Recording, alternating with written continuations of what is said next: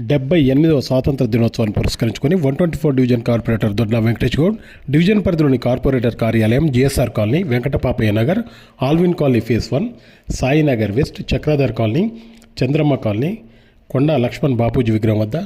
శంషిగూడ primary school, Chhatrapati Shivaji Nagar, Krishna Chaitanya high school, Shirdi hills, PGR Nagar, Rajiv Gandhi Nagar, Mogalamma colony, Parindevi hospital, ward కార్యాలయం వద్ద త్రివర్ణ పతాకాన్ని ఎగరవేసి ప్రజలందరికీ స్వాతంత్ర దినోత్సవ శుభాకాంక్షలు తెలియజేశారు. ఈ సందర్భంగా కార్పొరేటర్ దొడ్ల వెంకటేష్ గౌడ్ మాట్లాడుతూ,